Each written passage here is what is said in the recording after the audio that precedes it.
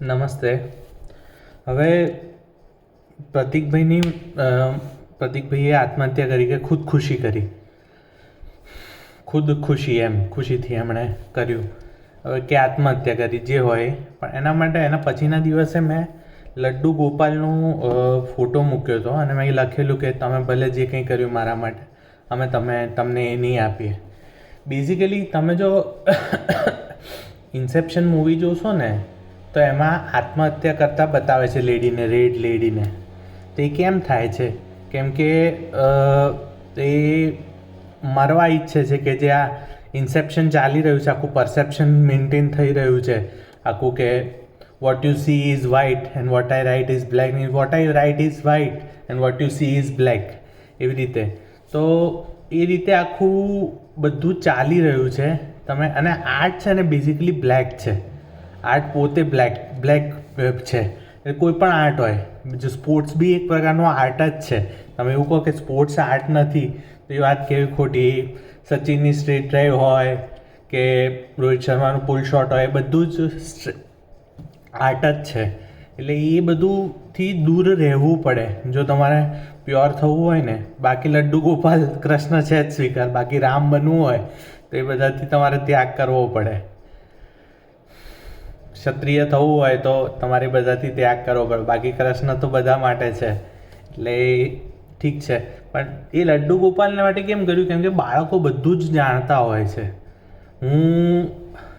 હું છે ને મારા હર્ષને ત્યાં ગયો હતો થોડા એનાથી ખાસા વખત પહેલાં.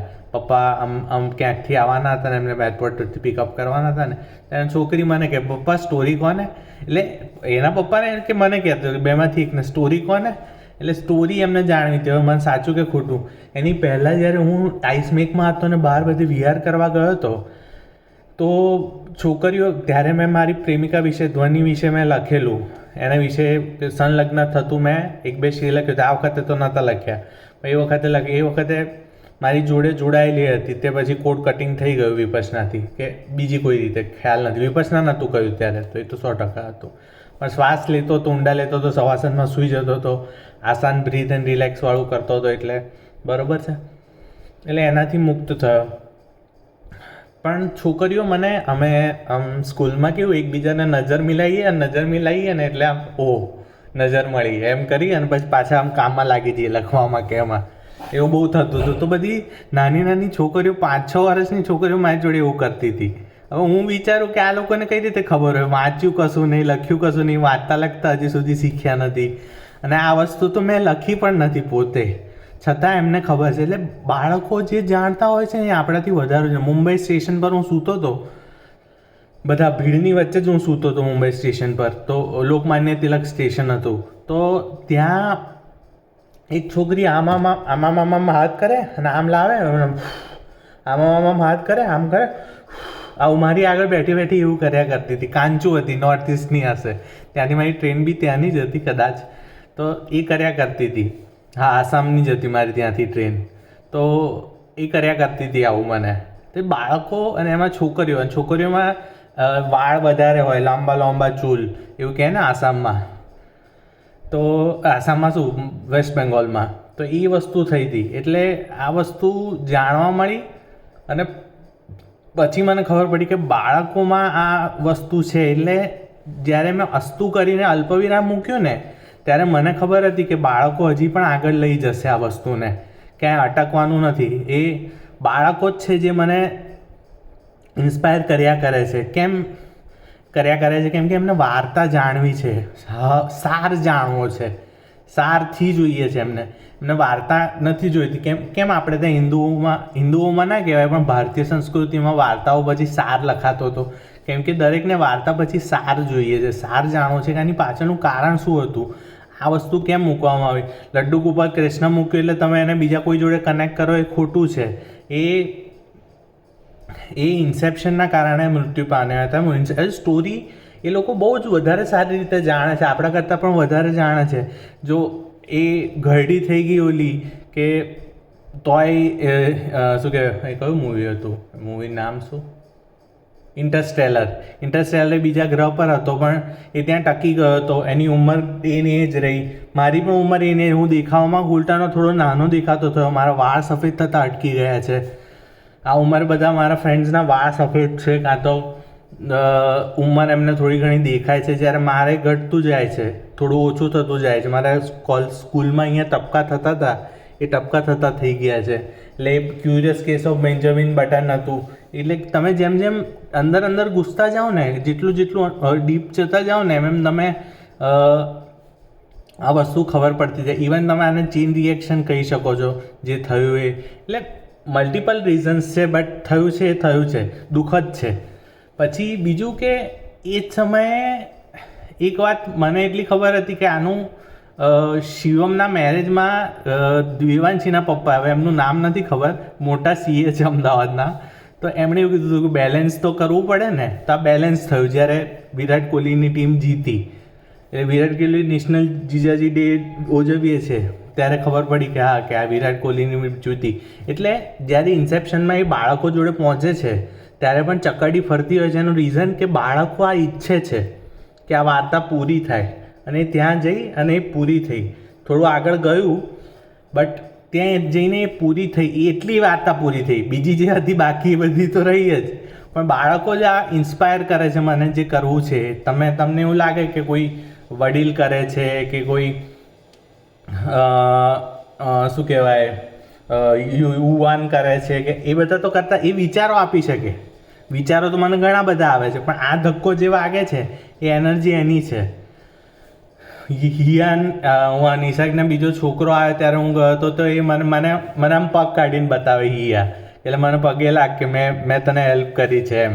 અને પાછી ગયો ને ત્યારે આમ કરીને હાથ બતાવે. લાસ્ટ ટાઈમ પણ હું જ્યારે 4 થી 5 છોકરીઓને મેં વાત કરી ને, આઈસમેકમાં હતો ને પછી હું VR પર નીકળ્યો હતો, ત્યારે પણ છોકરીઓ છેલ્લે મને આમ કરીને હાથ કરીને જ બતાવી. મેં દોરેલું ને રાવણ નામ હતો એને, રામ નામ હોય કે રામના કૃષ્ણ નામ હતો ને રાવણ નામ હતો, એટલે એ મને હાથ બતાવીને જાય કે અમે રાવણ છીએ એમ.